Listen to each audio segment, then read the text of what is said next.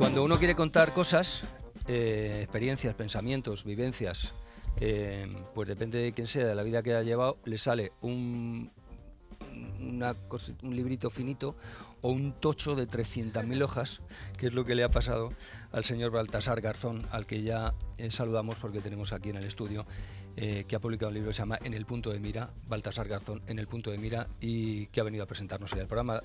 Don Baltasar Garzón, buenos días. Buenos días. Era más largo, No. Pero calculé el tamaño y el peso que suele soportar la mano y no puede ser. Y la editorial me obligó a cortarlo. Le reconocemos que el siempre libro... se enfadan cuando lo digo. ¿Sí? Sí. Las editoriales se suelen enfadar siempre. Esta no. No lo hemos leído del todo, pero sí hemos hecho un estudio, o sea, pasando así cada 20 hojas. A ver. No, sí que ha hecho un análisis del libro Sara Solomando. Leído en transversal. Vamos a intentar a lo largo de esta entrevista hablar de esas memorias que se publican, memorias profesionales y personales, pero sobre todo profesionales, de la trayectoria judicial de Baltasar Garzón, que es un hombre que, bueno, eso salta a la vista, se oye su nombre, Baltasar Garzón, uno ya se da cuenta de que están hablando de eso que se llama jueces estrella. Además, un hombre condenado a 11 años de inhabilitación por ordenar grabaciones entre los imputados en la trama Gürtel y sus abogados. Y bueno, pues eso, en el punto de mira, que es este libro, La forja de un juez a contracorriente, hace un repaso por toda esa carrera profesional. Podemos empezar. Sí, pero antes yo le quiero decir una cosa. Yo coincidí en el Pirineo catalán, en una estación de esquí, con un monitor que había sido también, o era monitor suyo. Y me dijo, me confesó que era usted un kamikaze esquiando. Es que bueno, ¿tiene alguna analogía con el resto de su vida? No, sí me gusta esquiar rápido. Eso ya lo sé, por pero... lugares un poco complejos y fuera de pista siempre que me lo permiten, ¿no? Y en la vida, también esquía fuera de pista. Muchas veces hay que esquiar fuera de pista, hay que ser un poco, no original, sino allá donde te lleva la vida tienes que ir, y si te enfrentas a retos difíciles, muchas veces tienes que ir fuera de pista. Solo hay un límite, que es, en mi caso, siempre ir por la línea de la legalidad. ¿Está disfrutando ahora que está viendo a los imputados en la Gürtel sentados en el banquillo? No disfruto con que nadie tenga que verse ante la justicia. Ha sido mi trabajo, sigue siendo mi trabajo, y en ese caso es cumplir cuando hay indicios, responder en un juicio ante la sociedad por los hechos cometidos. Pero no es agradable, como tampoco es agradable que alguien entre en prisión. Eso por supuesto. Entonces no disfruto, solo veo que el trabajo iniciado, el trabajo hecho, finalmente está llegando a donde tiene que estar, es decir, en sus años, juicio público. ¿No echa de menos a nadie en ese banquillo de los acusados, en la trama Gürtel, en esta primera fase? Con la presunción de inocencia por medio, están todos los que son, o son todos los que están, ¿no? Pero quizás tenga que haber más, y los va a haber porque esta es una pieza, este es el núcleo, pero hay muchas piezas abiertas y habrá imputados y acusados que se repitan, pero otros que no lo están. Y si hay más fuera, supongo que sí, pero en una causa judicial se llega hasta donde las pruebas te llevan, hasta donde los indicios llevan al juez de instrucción, y no más. Es decir, presumir que alguien es malo o es delincuente, pues está fuera del derecho penal. Eso entra dentro del ámbito de cada uno, ¿no? ¿Cree usted que debería haber tenía que haber pasado como testigo Rajoy en este juicio? Más que pasado, lo que digo es que se tendría que haber ofrecido. No hace muchos ofrecimientos porque es un hombre pausado y se queda siempre en medio de la escalera hasta que averiguamos los demás si va hacia arriba o hacia abajo. Pero en este caso yo creo que tendría que haber dado un paso adelante y habida cuenta que ha sido muy cuestionado, que su nombre aparece en determinados documentos, haber mostrado claramente la disposición a colaborar con la justicia hubiese sido una lección democrática para todos los españoles, sean o no votantes del PP. ¿Y Aznar? Lo mismo, es decir, cualquier persona que aparece en una causa judicial, después hay quien le propone de testigo, el tribunal ha dicho que no hacía falta, la fiscal que no era el momento, es decir, que puede todavía darse ese caso, pero ofrecerse claramente para que se vea cuál es la voluntad, eso yo creo que es bueno, es educativo, y muchas veces en el ámbito de la corrupción, la educación es lo fundamental, y no lo digo yo, lo decía hace muchos años ya Víctor Hugo, ¿no? Usted dice que las causas por las que se le inhabilitó como juez ahora mismo ya están previstas en el Código Penal o el Código no, en la Ley de Enjuiciamiento Criminal, de enjuiciamiento criminal, sí. Perdón, y que incluso son menos exigen menos garantías que cuando usted sí. Lo que ocurre es no que la interceptación de las comunicaciones en prisión expresamente estaban previstas para casos de terrorismo, pero incluían también, según varias interpretaciones, algunas del propio Tribunal Supremo y de algún magistrado que formó parte de la sala que me enjuició y condenó, para temas de crimen organizado, ¿no? Entonces, yo lo que hice fue aplicar esa normativa y la ausencia de normas expresas que prohibieran. Entonces, no solo era respecto de abogados, eso es una reducción, ¿no? Era respecto de las personas con las que comunicaran, y en tanto en cuanto había indicios de que la actividad delictiva se seguía cometiendo. Había abogados que estaban imputados, hubo alguno que no lo estaba y hubo personas con las que se comunicaban, que aportaban o podían aportar indicios.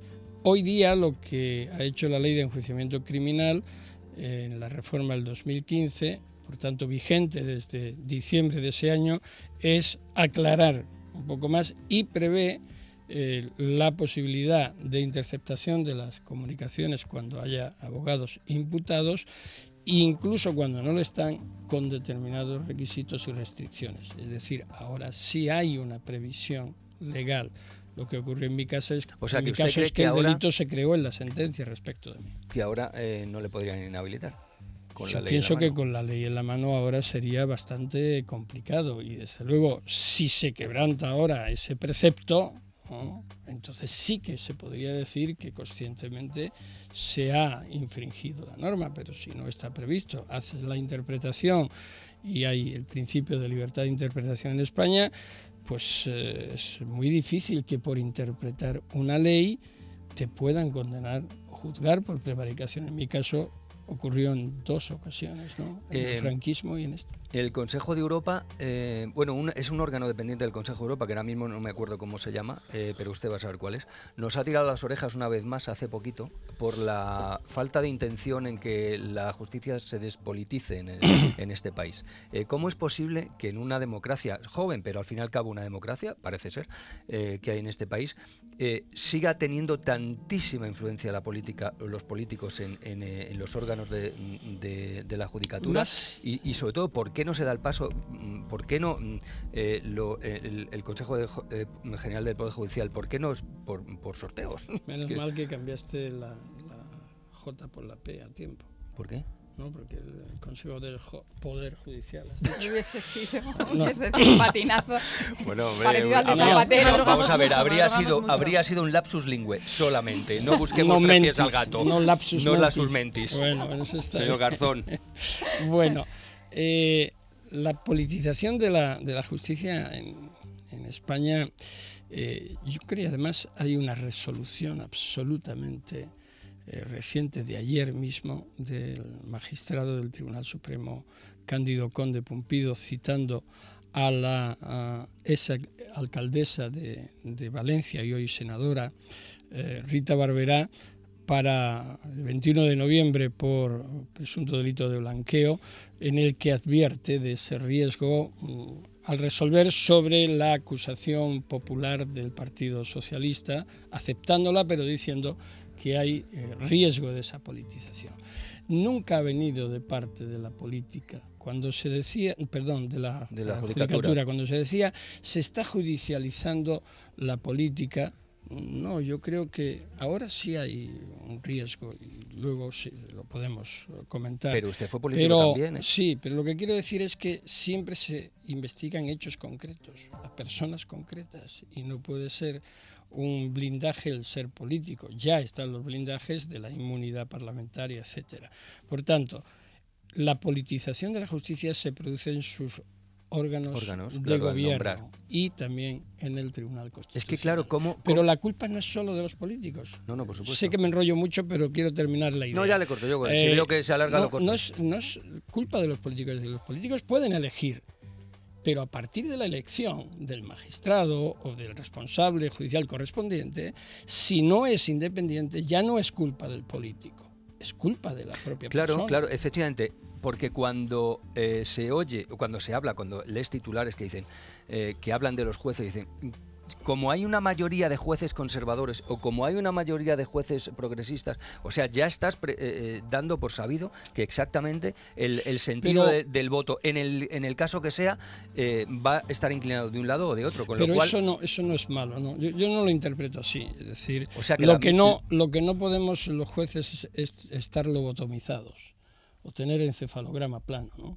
Hay mucha gente que puede tenerlo por la forma de pensar o de no pensar, pero que una persona sea progresista, sea conservador con sus ideas políticas, no es que me parezca bien, es que es impepinable. Bueno, esto cuando dicen yo soy apolítico, normalmente son de derecha siempre, ¿no? Cuando se hace esa afirmación. No, lo importante es que a la hora de resolver esa ideología no resume de las líneas que escribes. Bueno, básicamente yo no tengo ninguna duda. Era lo que yo quería comentar, pero a mí, un gran maestro mío que era muy conservador cuando yo empecé la judicatura, y era un hombre íntegro de los pies a la cabeza, y jamás podría yo tener duda de alguien así. No, la cuestión de la ideología no es. Lo malo es cuando el juez se deja guiar por la ideología y dicta sentencias parciales o resoluciones parciales para más que por la ideología, por el partidismo, ¿no? Que eso es lo peligroso realmente, Sara. Bueno, en el libro, en el punto de mira, se habla del narco gallego, se habla de este caso Gürtel, y también vamos a escuchar algo de lo que también se habla y bastante en este libro del juez Garzón. Señor presidente, muy buenas noches. Buenas noches. ¿Me va usted a permitir que le pregunte directamente? ¿Organizó usted legal, señor González? Jamás se me hubiera ocurrido. Yo soy un demócrata de toda la vida, convencido de que solo se pueden utilizar instrumentos democráticos para luchar contra el crimen. ¿Autorizó usted la guerra sucia contra ETA? Nunca autoricé ni nunca encubrí. Es Felipe González de la X de... Es Iñaki Gabilondo, hay que recordarlo, ¿no? Sí, en Televisión Española, en esa entrevista con Felipe González. Yo ya he contado muchas veces, lo que pasa es que en España contar las cosas a veces es difícil que te comprendan o que te quieran comprender por la postura previamente adoptada.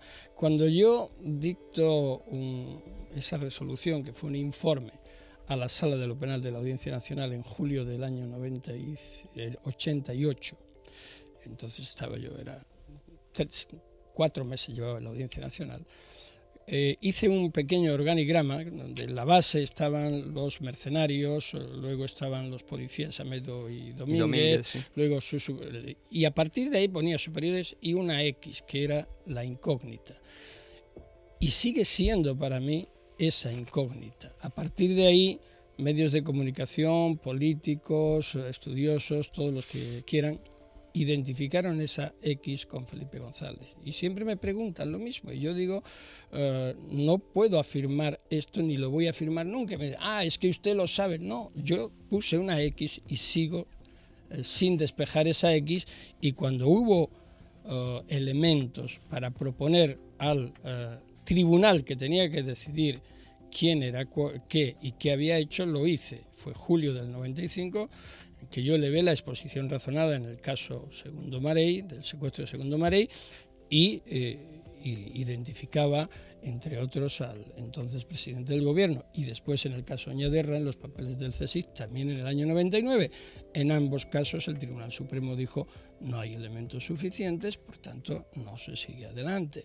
Y como instructor de ese caso yo no puedo decir algo más que sé que no sé, porque puedo opinar, pero es que no quiero opinar porque sería traicionar a mí mismo esa falta de conocimiento. Los que le quieren, los que le conocen, dicen, da igual la faceta de su vida porque siempre se las apaña para estar en el punto de mira. Yo no sé si eso tiene algo que ver con ese espíritu kamikaze del que hablábamos al principio. O de ser coherente con lo que haces. Yo lo que sí puedo decir es que si estoy trabajando en algo, procuro hacerlo bien y hacerlo a tope y llegar al fondo. Entonces, cuando asumes esos riesgos o tomas esas decisiones, comportan muchos riesgos y normalmente va a haber alguien en el camino que no le parezca bien. Si te acomodas al de turno, te va a alabar. Si te acomodas al siguiente, te va a alabar y siempre vas a estar bien mirado por unos y por otros. Si haces lo que debes de hacer, probablemente muchos no te van a aceptar. Y aquellos que lo hacen de verdad. Por tanto, mientras menos bultos, más claridad y mejor. Una de sus trabajos más como diría yo, con mayor impacto mediático fue la Operación Nécora. La Operación Nécora fue contra el narcotráfico en Galicia y usted no llegó a pasar miedo real, porque claro, aquí no estamos hablando de política, no estamos hablando de gente de asesinos y de gente que le cuesta muy poquito el mandar unos sicarios que te metan 2 tiros en la cabeza. ¿Usted no llegó a pasar miedo, de verdad, miedo de perder la vida? Era un momento muy importante en que el narcotráfico en España estaba tomando unas posiciones muy fuertes y no había una respuesta coordinada, global, frente al mismo. No se percibía como algo que estaba penetrando, aun cuando era la puerta de entrada a España de prácticamente casi todas las sustancias. En ese momento tomamos la decisión y tomé la decisión de que teníamos que hacer algo específicamente en Galicia, como simultáneamente se hizo también con las tramas turcas, con las tramas italianas y del Magreb. Y en definitiva fueron unos años en los que se acometió la lucha contra el narcotráfico en forma coordinada, sistemática, exhaustiva, porque había que recuperar la confianza de los ciudadanos en las instituciones. Era inaceptable que fuera de otra forma. La fuerza de la sociedad gallega fue la que me dio esa cobertura para seguir. Las madres de Erguete y demás estaban en la calle, estaban jugándose. Yo no tenía derecho a no hacer nada. ¿Pero usted sintió miedo? Miedo, puedes tener miedo. Lo importante es que el miedo te haga quedarte paralizado. A mí me espolea y me anima a seguir adelante. Lógicamente, haces tu evaluación. Sí me preocupa cuando el riesgo afecta a los que están a mi alrededor, no tanto el mío. Y físicamente sí, tuvimos que cambiar algunos hábitos porque no es agradable que te digan que la casa donde vas a pasar el verano, pues hay un plan para ponerle dinamita debajo, en los bajos, sí, muy agradable, no parece, ¿no? Pues entonces tomas las medidas y sigues adelante. Bueno, Baltasar Garzón, muchísimas gracias. En el punto de mira, un libro gordo. Es una... No me gusta la palabra venganza, pero un ajuste de cuentas literario. No, porque no lo he presentado todavía a ningún concurso literario. Es una reflexión que además tiene el toque de humor que también tiene el presentador de este programa y el programa, ¿no? Que es el de las viñetas. Y fue una idea que surgió... A mí me gusta coleccionar tiras de viñetas de los periódicos. Antes oía el programa de las colecciones y yo me acordaba de las chapas y todo esto. Y colecciono viñetas y un buen día dije, pues, ¿por qué no, al hilo de las viñetas, escribir esa reflexión? Al final se ha convertido en la excusa para escribir un libro más amplio, pero como más amplio, amplísimo. Incluye esas viñetas, algunas muy potentes, porque yo creo que la viñeta recoge en una tira lo que muchos... Es la síntesis, no es el periodismo somos de capaces síntesis. Pero que es gordo, pero se lee bien, con agilidad. Sí, menos sí. mal En la que cama con dificultad. Claro que sí, Menos claro mal- que sí. Y calza muy bien, ¿eh? Interesante. Calza muy bien. Baltasar menos Garzón. mal que me han hecho algo En el positivo. punto de mira, pero hombre, por favor, si le hemos tratado así, mira el estudio que hemos hecho, que esto estaba en obras hasta hace No, yo prácticamente lo 2 que horas. aconsejo cuando en la cama hay unas almohaditas pequeñas que se deposita ahí. Sí, encima. porque así si para no como te lo sufrir. pongas en el pecho te lo hunde. Baltasar Garzón, muchísimas gracias.